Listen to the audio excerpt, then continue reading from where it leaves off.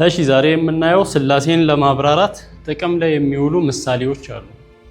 ስላሴን ለማብራራት ወይንም ስላሴን ለመግለጽ ጥቅም ላይ የሚውሉ ቃላት ወይንም ምሳሌዎች አሉ እና እነዛ ይገልጻሉ ወይ ስላሴን እና በምን አይነት መንገድ ስለሚገልጹ ነው እነዛ ቃላት ጥቅም ላይ እንዲውሉ የተደረጉት እና ምን ያህል ገላጭነታቸውስ ምን ያህል ነው የሚለውን በምናይበት ጊዜ መጀመሪያ ምሳሌዎች የስላሴን አንዱን በኩል ሊገልጹ ይችላሉ እንጂ ሙሉ ነገሩን አይገልጹም። አሁን ስላሴን ወይንም እግዚአብሔርን ለመግለጽ ስንሞክር በዚህ ምድር ላይ እንግዲህ እግዚአብሔርን አስቡት።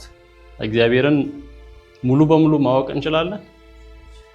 ይታወቃል? ስላሴ ስንል ምንድን ነው እያጠናን ያለነው? ስለማን ነው? ስላሴ ብለን ስናጠና እኮ ስለማን ነው እያጠናን ያለነው? ስለ እግዚአብሔር ነው ወይንም ስለ አምላክ ነው እያጠናን ያለነው። ስለዚህ አምላክን ሙሉ በሙሉ መረዳት እንችላለን? ሙሉ በሙሉ አምላክን የሚገልጥ ምሳሌስ በዚህ ምድር ላይ ማግኘት እንችላለን? ስለዚህ የተገደበ ነው። አምላክ ያልተገደበ አምላክ ነው። እኛ ደግሞ ከኛ ስንጀምር ሐሳባችንም የተገደበ ነው፣ ዕውቀታችን የተገደበ ነው። በዚህ በተገደበው ዕውቀት ሁሉን አዋቂ የሆነውን እግዚአብሔርን ነው ልናጠና እየሞከረን ያለነው። አይሄድም አይደል? አንድ ላይ ዕውቀታችን ምንድነው? የኛ የተገደበ ነው። የምናውቀው ምንድነው? ጥቂት ነው። ሁሉን አዋቂ የሆነውን አምላክ ነው እንረዳለን ብለን እየሞከርን ያለነው። በተገደበ ዓለም ውስጥ የምንኖር ባልተገደበ ወይንም ቦታ ሊይዘው ማይችለውን አምላክ ነው። ስለዚህ የሆነ ምሳሌያችን ራሱ አይሄድም ወይንም እኛ ራሳችን ልንገነዘብ አሁን በአንድ ጊዜ በሁሉ ቦታ መገኘት የሚለውን ያው እግዚአብሔር ካረዳን በስተቀር ልንረዳው አንችልም። በአንድ ጊዜ በሁሉ ቦታ መገኘት እኛ የት ነው የምንገኘው? በአንድ ጊዜ አንድ ቦታ ነው የምንገኘው። በአንድ ጊዜ አንድ ቦታ እዚህ ካለን እዛ የለንም። እግዚአብሔር ግን በአንድ ጊዜ በሁሉም ቦታ ይገኛል። ስለዚህ እንደዚህ አይነት አምላክን ከኛ አንፃር ልንረዳው ስንሞክር ይከብዳል ነው። ስለዚህ ስላሴን ስናጠና እየሞከርን ያለነው ማንን እያጠናን ነው? አምላክን ወይንም እግዚአብሔርን ሙሉ በሙሉ ልንረዳው እንችላለን? ሙሉ በሙሉስ የሚያስረዳ ምሳሌ ይኖራል? እና የሆነ አባባል አለና እግዚአብሔርን ሙሉ በሙሉ ካወቅከው እሱ እግዚአብሔር አይደለም ማለት ነው። እግዚአብሔርን ሙሉ በሙሉ ከተረዳኸው ካወቅከው ያ ያወቀው ነገር ምን አይደለም? እግዚአብሔር አይደለም። ምክንያቱም እግዚአብሔርን ሙሉ በሙሉ አታውቀው። እንደዛ ከሆነ ታዲያ እንዴት እናመልከዋለን የሚል ጥያቄ ይነሳል። እንዴ ካላወቁት ስለዚህ ፌክ ነው ልክ አይደለም ማመልከው ሲባል እንድናቀው የገለጠልን ያህል አለ። ለመዳን የሚያስፈልገንን ያህል ምን አድርጎልናል? ገልጦልናል። እግዚአብሔር ለኛ ለመዳን የሚያስፈልገው ማወቅ ያለብንን ነገር ስለሱ ማንነት መረዳት ያለብንን ነገር ያንን አስረድቶናል። ያንን እናውቃለን። ነገር ግን በሙላት በዚህ አይምሮዬ ያንን ያልተገደበውን አምላክ ተረድቼ እጨርሳለሁ ማለት ዘበት ነው የሚሆነው። ስለዚህ ምሳሌዎች የእግዚአብሔርን ማንነት ሙሉ በሙሉ ሊገልጹ አይችሉም። የሚገልጽ ምሳሌም በዚህ ምድር ላይ አናገኝም። ነገር ግን ምሳሌዎችን ስንጠቀም ምንድነው? አንዱን ሳይድ ብቻ እንዲያሳይልን ነው። የእግዚአብሔርን የሆነን ሳይድ ብቻ እንዲያሳይ ነው እንጂ ይሄ በቃ እግዚአብሔር ነው ብለን ምሳሌዎችን ወደ መተንተን ከገባን ምን ይሆናል? አደጋ ውስጥ ነው የምንገባው። እግዚአብሔርን እንዲያሳይ ብለን የተጠቀምነው ምሳሌ እያንዳንዱ ኦኬ ምሳሌው ይሄ እንዲህ ከሆነ ይሄ እንዲህ ከሆነ እያለን ከእግዚአብሔር ጋር ወደ ማዛመድ ከገባን ትክክል ወዳልሆነ ነገር ውስጥ ነው የምንሄደው። ስለዚህ የምንጠቀማቸው ምሳሌዎች አይተነተኑም። እያንዳንዱ አስፔክት አይተነተንም፣ ግን የተወሰነ ፓርቱን ብቻ ሊገልጹልን ይችላሉ እንጂ ሙሉውን አምላክን ሊገልጹ አይችሉም። አምላክን የሚገልጽ ምሳሌም ደግሞ የለም። በዚህ ምድር ላይ እግዚአብሔርን የሚገልጽ ምሳሌ የለም። ለምሳሌ እንኳን እኛ የምንጠቀመው ምሳሌ ይቅርና ኢየሱስ ራሱ የሚጠቀመውን ምሳሌ ኢየሱስ በምድር ሕይወቱ ሲኖር በምን ነበር ሲያስተምር የነበር? በምሳሌ ነው። ብዙ ቦታ አፌን በምሳሌ ከፍታለሁ የሚል ጥቅስ አለ። ያ እንደተባለው ኢየሱስም በምሳሌ ያስተምራቸው ነበር። ኢየሱስ ያስተማረው ምሳሌ ራሱ እያንዳንዱን ነገር ቃሉን ወደ መተንተን ከገባ ትክክለኛውን ትርጉም እናገኛለን። ለምሳሌ ማቴዎስ ወንጌል ምዕራፍ 13 ቁጥር 33 ላይ ኢየሱስ የተጠቀመው አንድ በምሳሌ የነገራቸው ነገር አለ። መንግስተ ሰማያት ሁሉ እስኪቦካ ድረስ ሴት ወስዳ በ3 መስፈሪያ ዱቄት የሸሸገችውን እርሾ ትመስላለች ይላል። መንግስተ ሰማያት ሁሉ እስኪቦካ ድረስ ሴት ወስዳ በ3 መስፈሪያ ዱቄት የሸሸገችውን እርሾ ትመስላለች። ስለዚህ መንግስተ ሰማያትን በምን እየመሰለ ነው? እዚህ በእርሾ። እዚህ ጋር የተጠቀመውን እንግዲህ ምን የሚሉ ቃላቶች አሉ? ሁሉም እስኪቦካ ድረስ። ይሄ ምንን ያሳያል ሲባል ምሳሌውን ስንተረጉመው የሚያሳየው ምንድን ነው? መንግስተ ሰማያት እርሾ ምንድን ነው? ትንሹ እርሾ ሙሉውን ሊጥ ነው አይደል የሚያቦካው? እየሰፋ ነው የሚሄደው። የእግዚአብሔርን መንግስት ነገር መጀመሪያ ትንሽ ሊመስል ይችላል፣ ግን እየሰፋ አሁን ራሱ የምናየው አይደል? ሰዎች በየዘመኑ ምን ይሆኑ እያመኑ ከመጀመሪያ ሲቃወሙ የነበሩት 12 ነበሩ አይደል? መጀመሪያ ወንጌልን ሲሰብኩ የነበሩት 12 ከዛ የኢየሱስ ተከታዮች ወደ 70 የሚጠጉ በአንድ ቀን ስብከት 3000 እየመጣ በአንድ ቀን ስብከት 5000 እየመጣ ምን እየሆነ ነው የሄደው? እየሰፋ ትንሽ ነበር። ከዛ ከአይሁድ የሚወጣ አይመስልም ነበር። ኢየሱስ ራሱ በአይሁድ ተከልሎ ነበር ዙሪያው የዞረበት ወይንም የሰበከበት በአይሁዳ ወይንም በእስራኤል ውስጥ ብቻ ነበር። ነገር ግን ያቺ ትንሽ የምትመስሏ በሰናፍጭ ቅንጣትም ተመስሏል፣ በእርሾም ተመስሏል። ትንሽ የሚመስለው ምን እየሆነ ሄደ? እየሰፋ አሁን ዓለምን አጥለቀለቀ። ዛሬም ትንሽ የሚመስለው እውነት የእግዚአብሔር እውነት የእግዚአብሔር መንግስት እውነት ምን እየሆነ የሚሄድ ነው? እየሰፋ የሚሄድ ነው። ስለዚህ አሁን እርሾ የሚያሳየው ትልቁን ሊጥ በ3 መስፈሪያ ዱቄት ያለው እንደዛ ዱቄቱን ምን እያደረገ ይሄዳል? ሊጡን እያቦካው እየተንሰራፋ ይሄዳል። ነገር ግን እዚህ ጋር ያለው ምሳሌ ሴት የምትለዋ ለምን ሴት ሆነች ምናምን፣ ከዛ 3 መስፈሪያ ዱቄት ለምን 3 ሆነ ለምን 4 አልሆነም ወደ ማለት ከገባን ከትርጉሙ እንወጣለን ነው። አያችኋ? እያንዳንዷን ነገር ካልተነተንን ካልን የምሳሌን ምን ይሆናል? ከትርጉሙ ወጥተን ያልታሰበውን ነገር ነው እንትን የምንለው። ስለዚህ ምሳሌዎች ሲጀመር ፓራብልስ የሚባሉት ምሳሌዎች የሆነን ነገር ለማስረዳት የበለጠ ክሊር ለማድረግ ነው አይደል የሚጠቅሙት? የበለጠ ግልጽ ለማድረግ ነው የሚጠቅሙት። ሥላሴን ለመግለጽ ጥቅም ላይ የሚውሉ ታዋቂ የሆኑ ነገሮችን ስናወራ የመጀመሪያው እንቁላል ነው። እንቁላልን እንዴት ነው ሥላሴን ለማሳየት ጥቅም ላይ የሚውለው ወይንም ሰዎች የሚጠቀሙት? ሥላሴ ማለት እንግዲህ 3 አካላት በአንድ አምላክ በስንት አካላት? ሥላሴ ማለት አንድ አምላክ አለ። ስንት አካላት አሉ? ማን? አብ፣ ወልድና መንፈስ ቅዱስ። ይህንን ያው ሪቫይዝ ለማድረግ ያህል 3ቱ አካላት ያለው የምናመልከው ስንት አምላክ ነው? ስንት አምላክ ያለው? አንድ አምላክ ነው። ያ የአንዱ አምላክ ባህሪ ወይንም አምላክነት ባህሪ ነው ወይንም ህልውና ነው ብለናል። ያ የአንዱ አምላክ ባህሪ ማን ውስጥ አለ? አብ ውስጥ አለ። ተመሳሳዩ ደግሞ ማን ውስጥ አለ? ወልድ ውስጥ። ያ ተመሳሳዩ የአምላክ ባህሪ ራሱ ደግሞ መንፈስ ቅዱስ። ያ አንዱ የአምላክ ባህሪ ነው 3ቱ አካላት ውስጥ ያለው። 3ቱ አካላት አብ ምንድን ነው? አምላክ ነው። ወልድ ምንድን ነው? መንፈስ ቅዱስ 3 አምላክ ይሆናል። ለምን? አብ ውስጥ ያለው የአምላክነት ባህሪ ማን ውስጥ ያለው ነው? ወልድ ውስጥ ካለው ጋር ተመሳሳይ ነው። የአብ ህልውና የአምላክ ህልውና ነው ወይንም የእግዚአብሔር ህልውና ነው። የወልድ ህልውና የማን ህልውና ነው? የእግዚአብሔር ህልውና። የመንፈስ ቅዱስ ህልውና የማን ህልውና ነው? የእግዚአብሔር የአምላክ የአንዱ አምላክ ህልውና ነው። ስለዚህ ሥላሴ የሚለው ይሄ ነው። አንድ አምላክ በስንት አካላት ተገለጠ?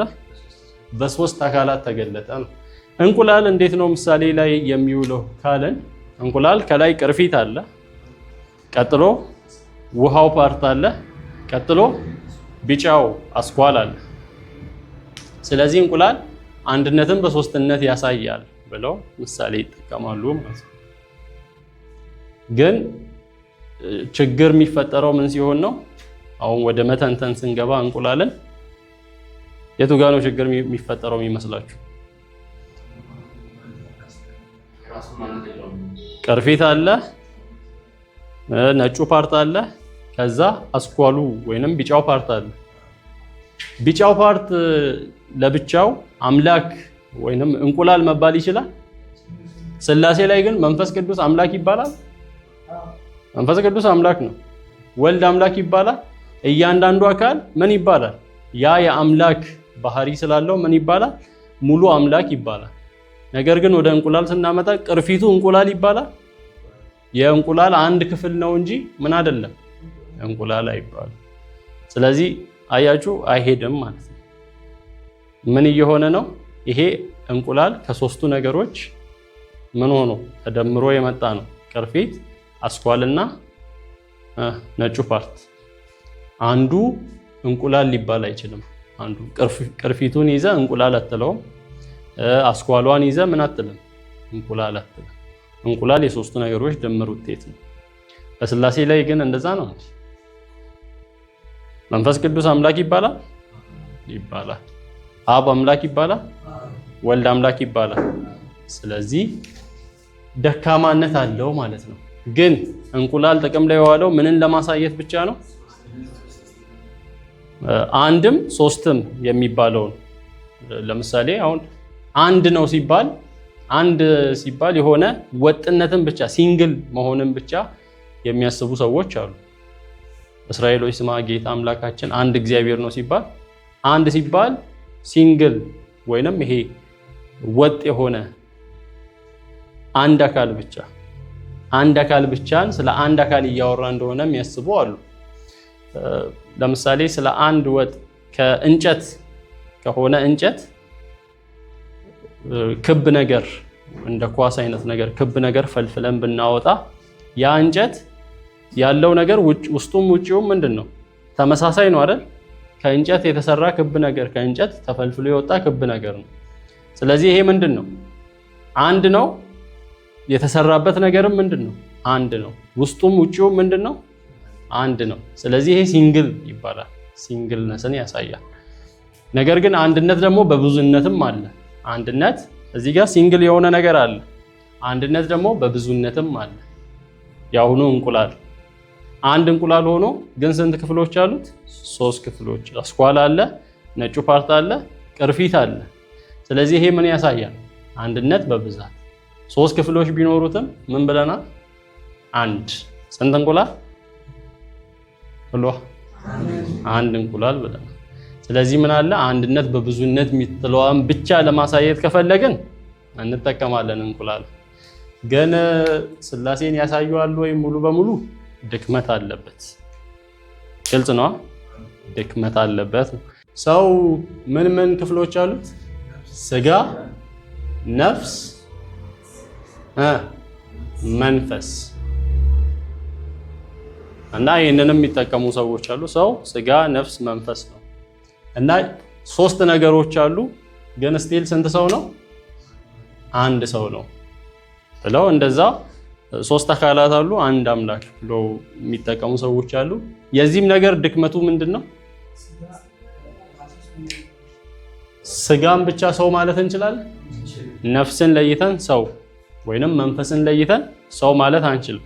ሌላው ነገር ደግሞ አብ ወልድና መንፈስ ቅዱስ የተለያዩ ምንድን ናቸው? ፐርሰን ናቸው ወይንም የተለያየ የየራሳቸው ምን አለ? ማንነት አላቸው። በመለኮት አንድ ሆነው እያለ በአምላክነት አንድ ሆነው እያለ ደግሞ የሚለያዩበት ነገርም አለ። በስራ ድርሻ፣ በማንነት እና አብ ራሱን ችሎ እኔ ማለት ይችላል። ወልድ ደግሞ ራሱን ችሎ እኔ ማለት ይችላል። ማንነት አላቸው። ግን የሰውን ስናይ ስጋ ራሱን ችሎ እኔ ማለት ይችላል። እኔ ለምሳሌ እኔ ስል ምንድነው? ስጋ፣ ነፍስ፣ መንፈሴን ነው። የሶስቱን ድምር ውጤት ነው። እኔ ሲል ስጋ፣ ነፍስ፣ መንፈሴ አንድ ላይ አለ እንጂ እኔ ስል ስጋዬን ለይቼ እኔ ያልኩት እኮ ቅድም ስጋዬን ነው አይባልም። እኔ ያልኩት መንፈሴን ነው አይባልም። ስለዚህ ድክመቱን አያችኋ። አንድነት በሶስትነትን ያሳያል ግን አይገልጽም። ሥላሴ ሙሉ በሙሉ አይገልጽም፣ ድክመት አለ። ሌላ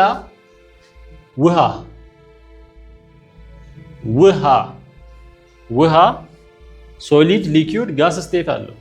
ሶሊድ ሊኩዊድ እና ጋስ።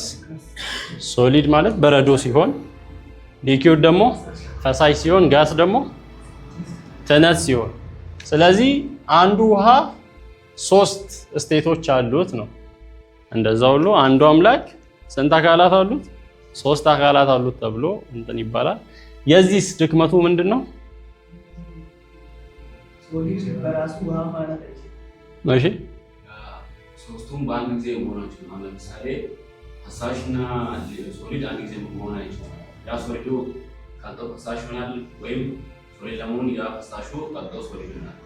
አዎ፣ ይሄ ደግሞ ያለበት ድክመት ሶስቱም በአንድ ጊዜ ሊገኙ አይችሉም። ውሃ በበረዶ ከሆነ ምን አይደለም? ፈሳሽ አይደለም። ፈሳሽ ከሆነ ምን አይደለም? ትነት አይደለም። ስለዚህ መቀየር። ይሄ እንደውም ወደ የትኛው አስተምሮ ይቀርባል? ወደ ሰባሊዮስ አስተሳሰብ። ሰባሊዮስ ምንድን ነው ያለው? አንዱ እግዚአብሔር ወይንም አንዱ አምላክ ራሱን እየለዋወጠ አንዴ አብ እየሆነ አንዴ ወልድ አንዴ መንፈስ ቅዱስ እየሆነ ሰራ። በብሉይ ኪዳን ዓለምን በመፍጠር አብ ሆኖ ሰዎችን ለማዳን ወልድ ሆኖ ሐዋርያቱን ለማጽናናት ለመምራት መንፈስ ቅዱስ ሆኖ፣ ስለዚህ በአንዴ ሶስቱም የሉም ነው። ስለዚህ ሥላሴ ደግሞ የሚለው ምንድነው? አብ ወልድ መንፈስ ቅዱስ ከጥንት እኩል ያሉ ናቸው፣ ዘላለማዊ ናቸው። ከጥንት ከዘላለም ያሉ ሶስቱም አካላት ምንድን ናቸው? እኩል ናቸው። እኩል የተባሉበት በመለኮት ተመሳሳዩ ባህሪ ምን ስላደረጉ? ስለተጋሩ እንደሆነ ተመሳሳዩን የአምላክነት ባህሪ ሼር ስላደረጉ እንደሆነ አይተናል። ስለዚህ ይሄኛው ውሃው ሶሊድ ከሆነ ሊኩዊድ አይሆንም፣ ሊኩዊድ ከሆነ ጋስ አይሆንም። ለዛ ችግር አለበት ነው። ይሄ እንደውም ሲተነተን ወደ ሰባሊዮሳዊ አስተምሮ የቀረበ ነው። ሌላው አንድ ሰው አለ። ሰው ከእናቱ ጋር ከልጁ ጋር እና ከሚስቱ ጋር ያለው ግንኙነት። ሰውየው አንድ ነው። ለእናቱ ምንድን ነው? ልጅ። ለልጁ ምንድን ነው? አባት። ለሚስቱ ምንድን ነው? ባል። አንድ ሰውዬ ሆኖ 3 ድርሻ አለው ነው። በእናቱ በኩል ሲታይ ልጅ ነው። በሚስቱ በኩል ሲታይ ባል ነው። በልጁ በኩል ሲታይ ደግሞ አባት ነው። ስለዚህ አንዱ አምላክ አባት ነው፣ አብ ነው፣ ወልድ ነው፣ መንፈስ ቅዱስ ነው የሚል እንትን ነው። ድክመቱ ምንድን ነው የዚህኛው? ይሄ ሰውየው ስንት ነው ስቲል? አንዱ ሰውዬ ራሱ ነው። አንድ አካል ነው ያለው። ሥላሴ ግን አንዱ አምላክ በስንት አካላት? 3 አካላት ናቸው ያሉት። እዚህ ጋር አንዱ አካል የሥራ ድርሻው የተለያየ ሆነ እንጂ ተለዋወጠ። ለእናት ልጅ ሆነ፣ ለልጅ አባት ሆነ፣ ለሚስት ባል ሆነ እንጂ ያው ሰውየው ስንት ነው? አንዱ አካል ራሱ ነው። አካሉ ራሱ አንድ ነው። ስለዚህ ይሄም ወደ ሰባሊዮስ የሚያደላ ነው። ሌላው እኛ እስካሁን ስንጠቀም የነበረው የሰው ባህሪ ወይንም ስለ ሰው ስናወራ የሰው ባህሪ ስለ ሰው ባህሪ ስናወራ አንዱን የሰው ባህሪ 8 ቢሊዮን ሰው ተጋርቶታል ብለናል። ስንት የሰው ባህሪ? ስንት ኔቸር አለ? አንድ ኔቸር ነው። እኔ፣ ሰለሞን፣ ቢኒያም ሰው ያስባለን ሰው ነን አይደል? ሶስታችን ሰው የተባልንበት ምክንያት ምንድን ነው? የሰውነት ባህሪ ስላለን ነው። ስንት የሰውነት ባህሪ ነው? አንዱ የሰውነት ባህሪ እኔ ውስጥ አለ፣ ሰለሞን ውስጥ አለ፣ ቢኒያም ውስጥ አለ። 3 በመሆናችን የሰውነት ባህሪ 3 ሆኗል እንዴ? አልሆነም። ስለዚህ ያ ትንሽ የተሻለ ያሳያል በሚል ነው። ያው እሱንም ከተነተን ነው ምን ይኖረዋል? ድክመት ይኖረዋል። ለምን? ለምሳሌ ወደ ሥላሴ ስናመጣ አንዱን የአምላክነት ባህሪ ስንት አካላት ውስጥ አለ? ስንት አካላት? አብ ውስጥ፣ ወልድ ውስጥ፣ መንፈስ ቅዱስ ውስጥ። አንዱ የአምላክነት ባህሪ አብ ውስጥ ያለው ራሱ የአምላክነት ባህሪ ነው። ማን ውስጥ ያለው? ወልድ ውስጥ። ወልድ ውስጥ ያለው ራሱ ማን ውስጥ አለ? መንፈስ ቅዱስ ውስጥ አለ። ነገር ግን አሁን ጥያቄ የሚሆነው እንደ ሶስት ሰዎች ምሳሌ መጠቀም እንችላለን ወይ ከተባለ አይገልጸውም በሙላት። ነገር ግን አንዱን ባህሪ ሶስት ሰዎች ሼር እንዳደረጉ ያችን ብቻ ያሳያል። ግን አሁን ወደ መተንተን መጠን ለምሳሌ እኔ ብሞት የሰው ባህሪ ይሞታል ወይስ ይቀጥላል? የሰው ባህሪ መኖሩ ይቀራል ወይስ ይቀጥላል? ይቀጥላል። ሰለሞን አለ፣ ሌላ ሰው ውስጥ ያ የሰው ባህሪ አለ። ነገር ግን በሥላሴ አካላት አንዱ ባይኖር የሚባል ነገር ይኖራል? ወልድ ባይኖር ለምሳሌ ምን ይፈጠር ነበር ከተባለ ማይሆን ነገር ነው ሲጀመር። ሶስቱም አካላት ከዘላለም የነበሩ ናቸው። ጅማሬ የላቸውማ። አብም ወልድም መንፈስ ቅዱስ ምን የላቸው?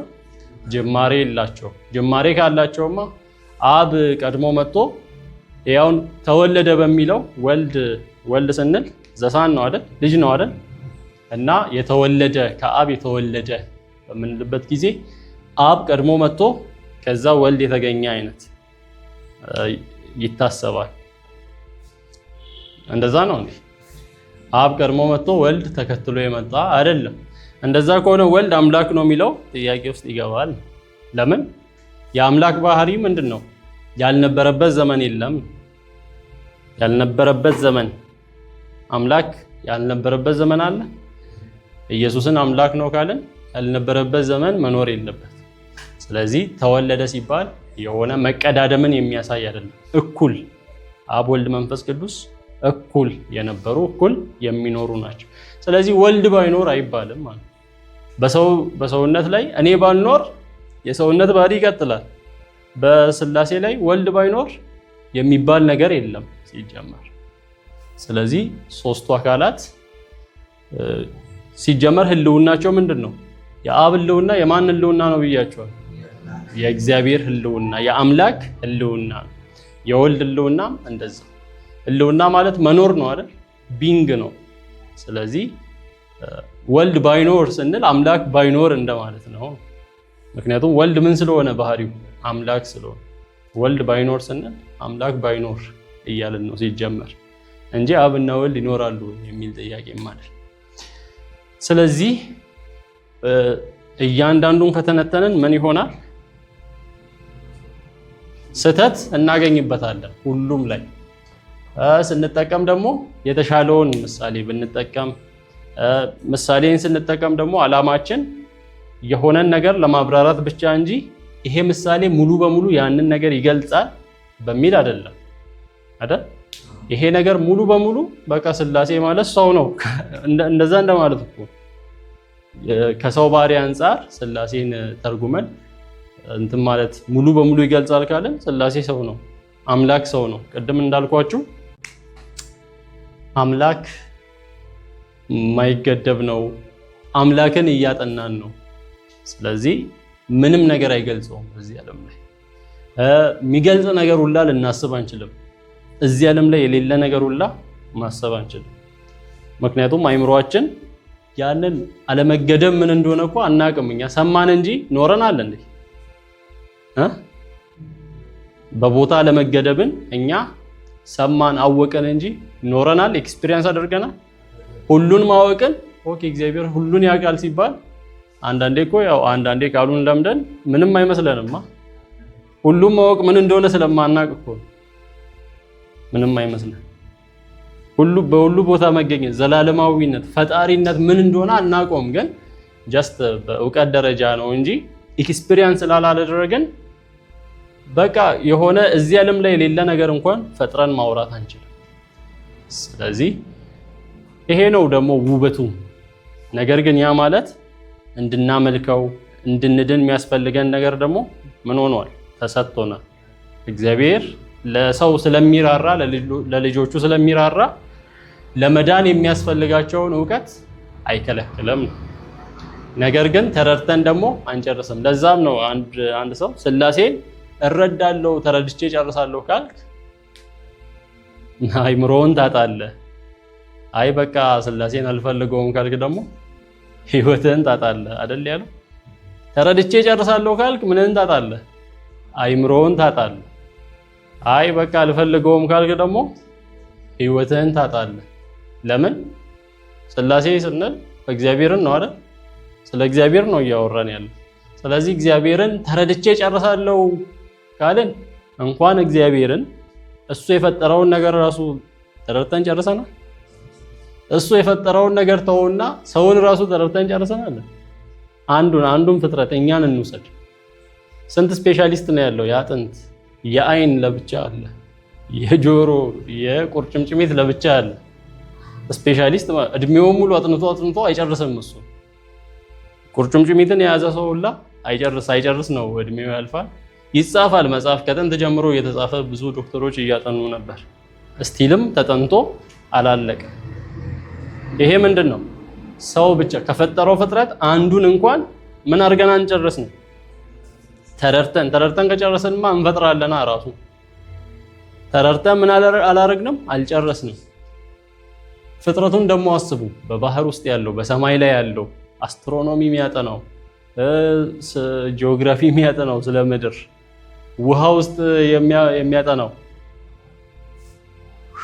ብዙ ነው።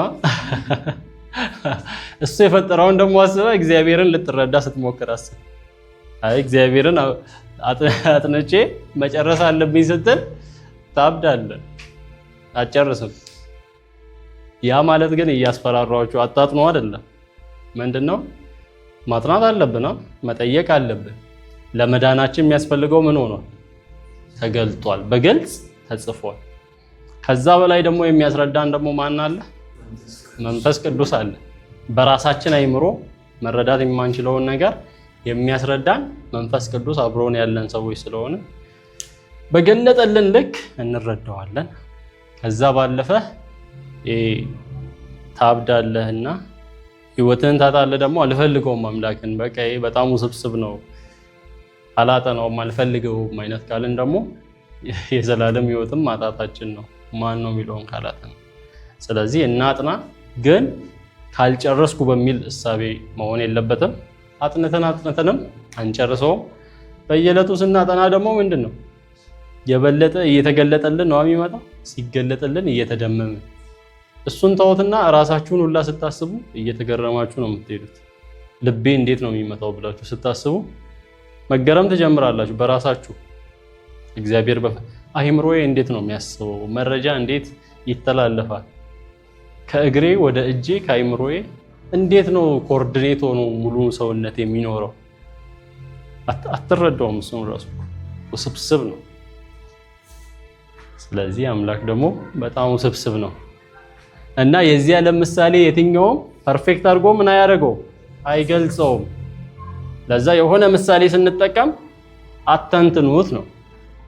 የሆነ ምሳሌ ስንጠቀም እያንዳንዱን ነገር ተንትነን ከሆነ እንበላለን፣ ትክክል ወዳልሆነ ነገር ውስጥ እንሄዳለን።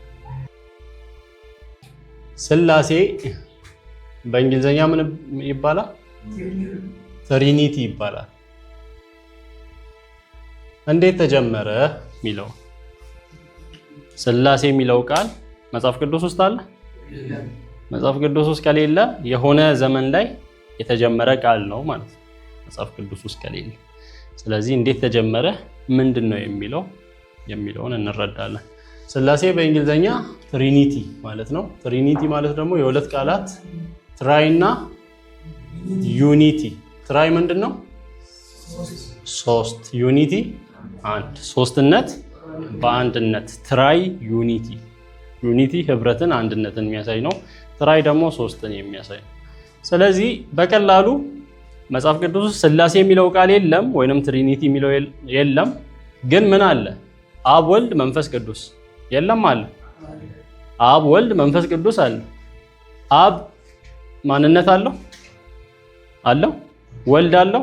ማንነት አለው ማለት እኔ ማለት ይችላል ወይንም አንተ ተብሎ መጠራት ይችላል። ማንነት ባለው መንገድ ይጠራል። መንፈስ ቅዱስም እንደዛው። ስለዚህ ሶስት ምን ያላቸው አካላት አሉ? ማንነት ያላቸው ሶስት ማንነት ያላቸው አካላት አሉ። እሺ እሱን ያዘ። አብ አምላክ ነው? አምላክ ነው። ወልድ አምላክ ነው? ኢየሱስ መንፈስ ቅዱስ አምላክ ነው? እንደዛ ከሆነ ሶስቱ አካላት ምንድን ናቸው? አምላክ ናቸው፣ ወይንም የአምላክነት ባህሪ አላቸው። መጽሐፍ ቅዱስ ደግሞ ሶስት አምላክ ነው አንድ አምላክ ነው የሚለው? አንድ አምላክ ነው። ስለዚህ እነዚህ ሶስቱ አካላት አንዱ የአምላክነት ባህሪ ነው ያላቸው። ስለዚህ መጽሐፍ ቅዱስ ምን ያስተምራል? አንድ አምላክ አለ፣ ሶስት አካላት አሉ። ሶስቱ አካላት ምን አላቸው? ያ አንዱ የአምላክነት ባህሪ አላቸው። ስለዚህ አንዱ አምላክ በስንት ተገልጧል? በቃ ይሄ ነው ሥላሴ።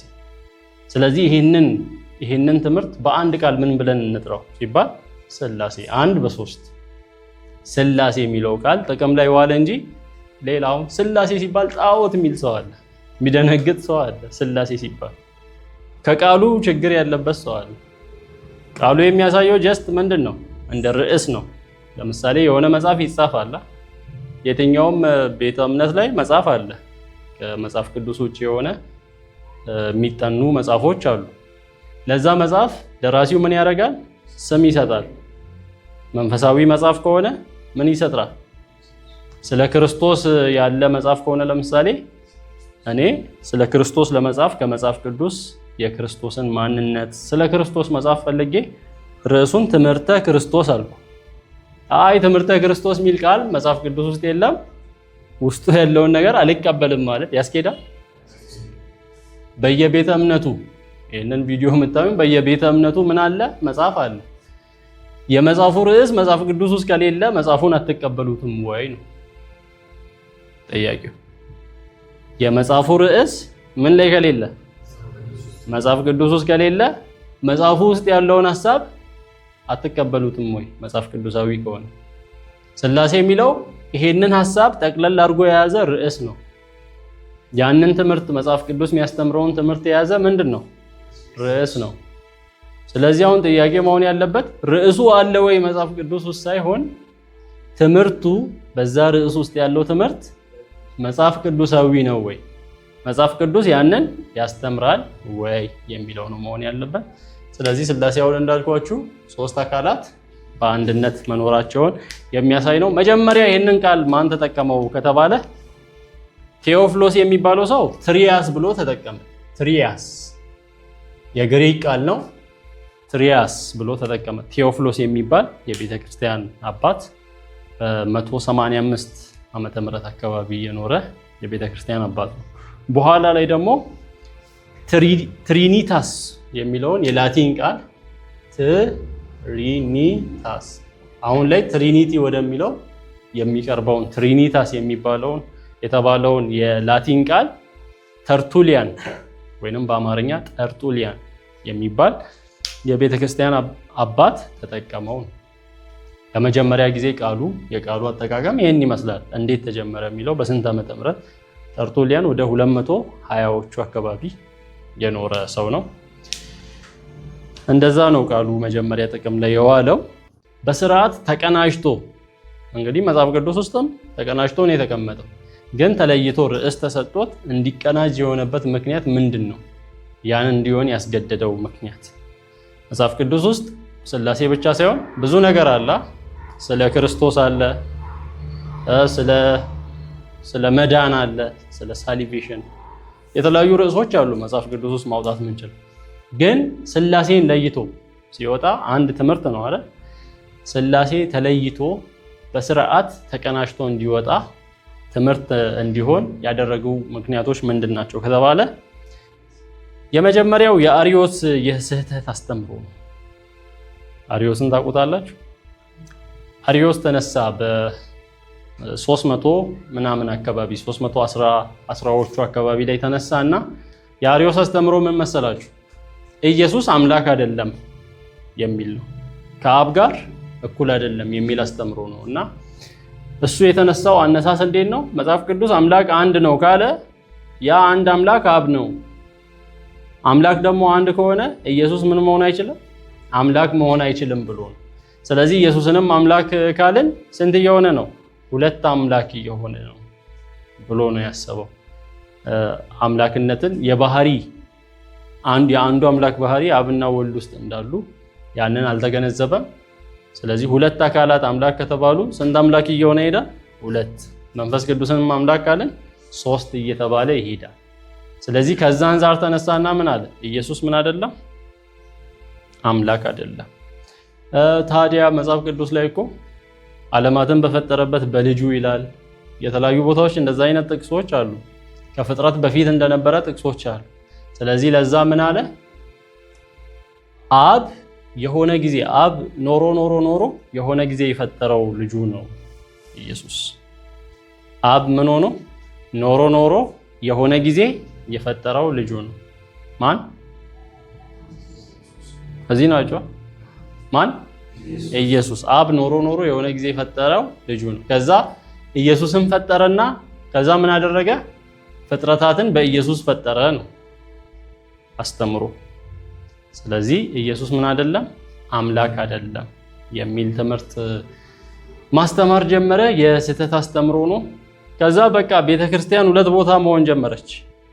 በዛ በሮም አካባቢ በአሌክሳንድሪያም አሉ እንደዚህ ፓትሪያርኬቶች አሉ። አሌክሳንድሪያ፣ ሮም፣ የሮም ቤተክርስቲያን፣ የአንጾኪያ ቤተክርስቲያን እንደዚህ 5 ፓትሪያርኬቶች አሉ በዋናነት እና መወዛገብ ጀመሩ ሰዎቹ። መወዛገብ የጀመሩበት ምክንያት አንዳንዶቹ አርዮስን መደገፍ ጀመሩ። ትምህርቶቹን በመዝሙር መልክም እንትን ያደርግ ነበር። የቤተክርስቲያን ደግሞ ቄስ ነው። የአሌክሳንድሪያ ወይንም እስክንድሪያ በአማርኛ እስክንድሪያ እንላለን። የአሌክሳንድሪያ በእንግሊዝኛው ቤተክርስቲያን ቄስ ነው። ጳጳሱ የዛ ቤተክርስቲያን ጳጳስ እስክንድሮስ የሚባል ወይንም አሌክሳንደር የሚባል ነው ዋናው ጳጳስ ማለት።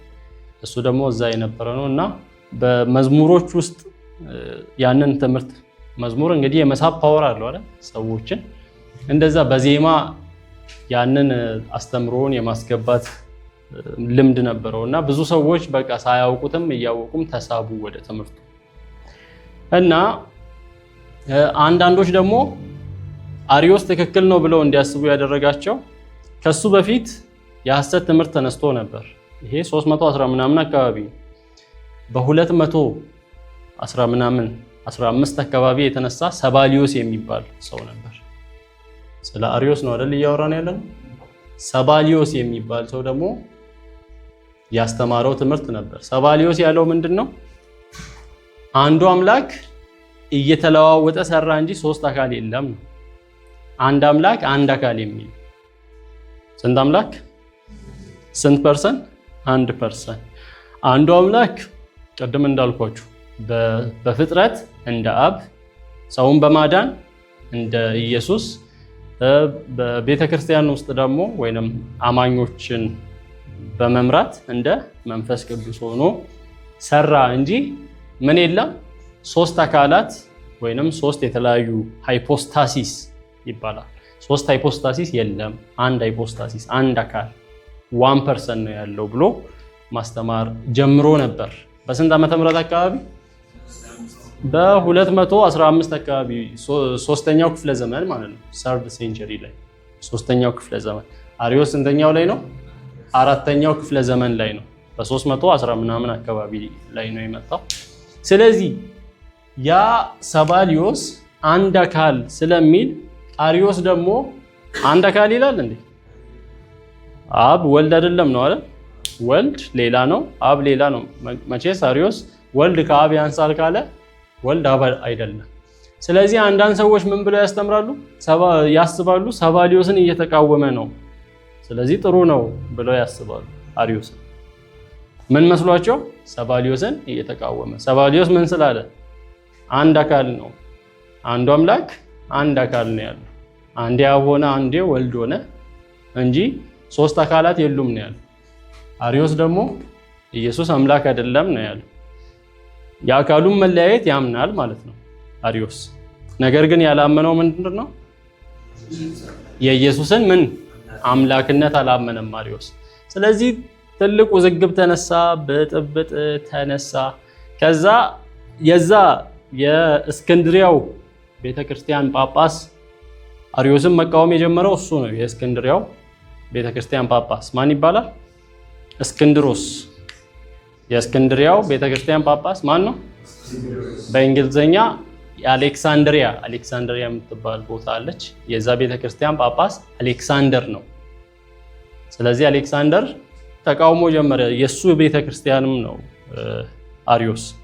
ስለዚህ አሌክሳንደር ምንድነው? ኢየሱስ አምላክ ነው፣ ከአብ ጋር ተመሳሳይ ነው፣ ዘሴም ሰብስታንስ ነው፣ ከአብ ጋር እኩል ነው ብሎ መቃወም ጀመረ። ተቃውሞ የገጠመው እዛው ከአሪዮስ ነው ማለት ነው። መጀመሪያ ንጉስ ቆስጠንጢኖስ የሚባል አለ፣ ወይንም ኮንስታንቲን በአማርኛ ቆስጠንጢኖስ። ንጉስ ቆስጠንጢኖስ በጊዜው የሮም ንጉስ ነበር፣ ወይንም ቄሳር ነበር። በዛ ዘመን በ300 ምናምን ዓመተ ምህረት ኮንስታንቲን ክርስቲያን ንጉስ ነው። አስቡ ምን ሆነ? ታሪክ ተቀየረ ማለት ነው። ባይብል ላይ የምናውቀው ባይብል ላይ ምን ሲሆኑ ነበር? ሐዋርያት ሲሰደዱ ነበር። ነገስታት ሳይቀሩ ሲያሳድዱ ነበር። በአንበሳ ሲበሉ ነበር። በቃ ሲገደሉ ነበር። ምን በማለታቸው? ኢየሱስ ጌታ ነው በማለታቸው። ጌታ ማን ነው? የዛን የሚታሰበው ንጉስ ነው፣ የሀገሩ ንጉስ ነው ጌታ። ኢየሱስ ጌታ ነው የሚያስብለው ትምህርት ያስገድላል። ስለዚህ እንደዛ እየተሰደዱ ኖሩ። መጨረሻ ወንጌል የት ገባ ማለት ነው? ቤተ መንግስት ገባ።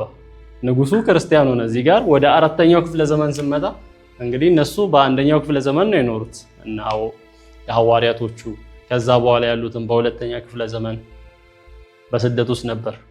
1ኛ ክፍለ ዘመን ማለት ከ0 እስከ 99፣ 2ኛው ክፍለ ዘመን ከ100 እስከ 199 ዓመተ ምህረት 1ኛ፣ 2ኛ፣ 3ኛ ክፍለ ዘመን ከ200 እስከ 299፣ 4ኛው ክፍለ ዘመን ከ300 እስከ 399። ስለዚህ በዚህ መሃል ነው አሪዮስ የተነሳው። ኮንስታንቲንም ንጉስ የሆነው ክርስቲያን ንጉስ ሲሆን ያ ሁሉ ስደት አበቃ ነው። ክርስቲያኖች በእምነታቸው ምክንያት መሰደዳቸው አበቃ። ይሄኛውም ደግሞ ቆስጠንጢኖስ ክርስቲያን ንጉስ ስለሆነም ምን ለማድረግ አሰበ? ይሄ በቤተ ክርስቲያናት መሃል የሚነሳውን ጭቅጭቅ ምን ለማድረግ አሰበ? ለማርገብ፣ ለማጥፋት አሰበ። ስለዚህ ያደረገው ምንድነው? ከየቤተ ክርስቲያናቱ የተለያዩ ቤተ ክርስቲያናት ምስራቅ የሚባል አለ፣ እዛ ምዕራብ ፓርት አለ፣ ምስራቅ ፓርት አለ በምናይበት ጊዜና ከምስራቅ አብዛኞቹ የመጡት የቤተ ክርስቲያን አባቶች ጳጳሳት ከምስራቅ፣ ቢሾፖች ከምስራቅ ነው። ከምዕራብም የተወሰኑ ነበሩ። ስለዚህ ሰበሰበ። ወደ 318 ቢሾፖች ተሰበሰቡ። የት? የኒቂያ ጉባኤ የሚባል ማለት ነው። በ325 ዓመተ ምህረት 325 እንግዲህ 4ኛው ክፍለ ዘመን ነው። በክፍለ ዘመን ስን የኒቂያ ጉባኤ የምን የኒቂያ ጉባኤ። ጉባኤው የተጠራበት ምክንያት ምንድነው? የሐሰት ትምህርት እያመሰ ነው ቤተክርስቲያን። ሰዎች ግራ እየተጋቡ ነው የትኛውን እንደሚይዙ። አሪዮስም ትክክል ይመስላል። እዚህ ጋር ደግሞ ሰባሊዮስ እንኳን ያኔ ስለተወገዘ ኦልሞስት ተረስቷል እሱ። አሪዮስም ትክክል ይመስላል፣ ትክክለኛውም ደግሞ ትክክል ይመስላል። ሰው ግራ ወደ መጋባት ሲመጣ የሆነ ውሳኔ ላይ መደረስ አለበት ተባለ። ንጉሱ ነው ይሄንን ስራ የሰራው። የቤተ ክርስቲያኑ ቢሾፖችን ጠራ። 318 የሚጠጉ በቁጥር ቢሾፖች ተሰበሰቡ። ወደ መወያየት ተመጣ ማለት ነው። ምንድነው እየተባለ ያለው? ከዛ ይሄን ያደረገው ንጉሱ አንደኛ ክርስቲያን ስለሆነ፣ ሁለተኛ ለማስተዳደርም እንግዲህ ኦልሞስት ሁሉም ክርስቲያን እየሆነ ነው። የክርስቲያን ግዛት እየሆነ ስለሆነ ለማስተዳደር እንዲመች፣ ክርስቲያኖች አንድ ከሆኑ ማስተዳደር ይከብዳል። ከማስተዳደርም አንፃር አንድ መሆን ስላለባቸው ስለዚህ ሰዎች ተሰበሰቡ እና 3 ግሩፕ አለ በዛ በኒቂያ ጉባኤ ላይ። አንደኛው ግሩፕ የሚመራው በአሌክሳንድሪያው አሌክሳንደር እና በኮርዶቫው ሆሲየስ። የአሌክሳንድሪያው ማን ነው? ዋናው ጳጳስ አሌክሳንደር ነው። የኮርዶቫ ደግሞ ሆሲየስ የሚባል ሰው አለ።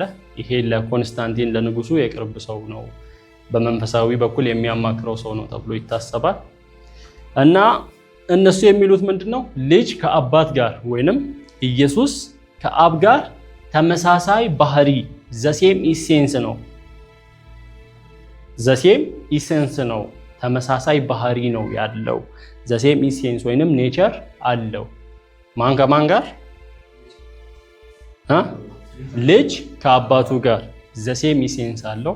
ይህንንም ደግሞ ለመግለጽ የተጠቀሙት ቃል አለ። ምን የሚል ቃል? ሆሞኡሲያስ። እዚህ ጋር አለ ሆሞኡሲያስ። ይሄ ሆሞኡሲያስ የሚለው ቃል ሆሞ ማለት ዘሴም ማለት ነው፣ ተመሳሳይ። ኡሲያስ ማለት ደግሞ ሰብስታንስ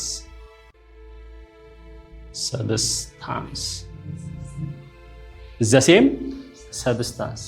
ያ ማለት ለማሳየት የፈለጉት አብና ወልድ ተመሳሳይ ሰብስታንስ ናቸው፣ ወይንም አብ ጋር ያለው አምላክነት ራሱ ነው ወልድ ጋር ያለው ነው።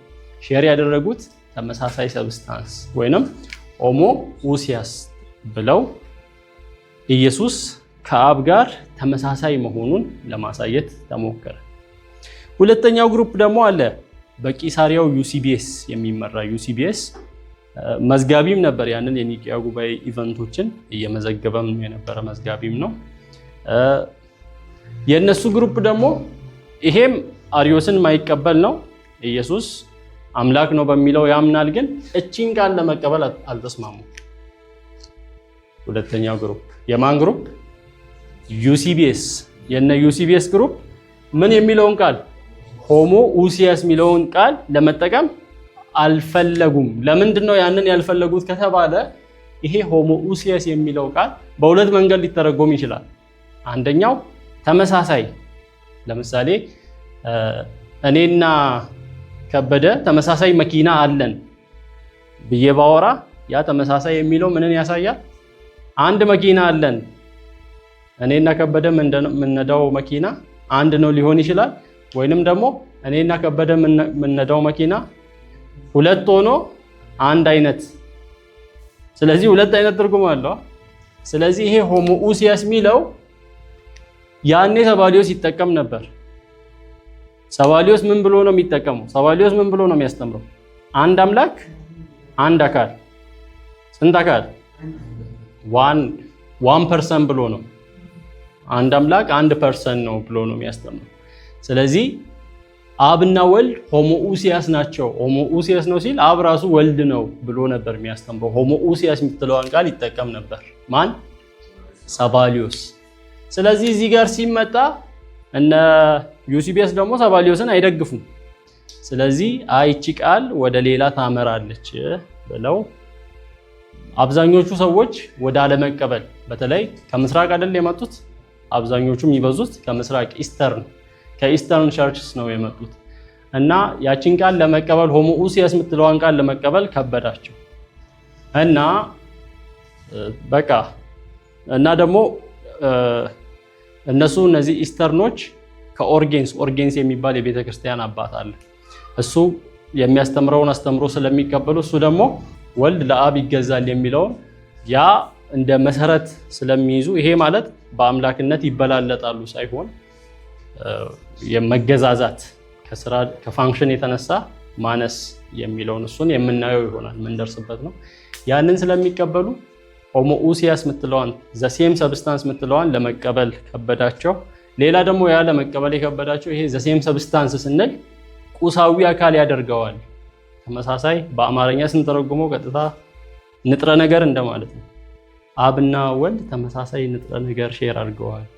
ይሄ ወደ ሰውኛ ስናመጣ አባት ልጅን ሲወልድ የሰውነት ባህሪን ነው አይደል የሚያስተላልፈው።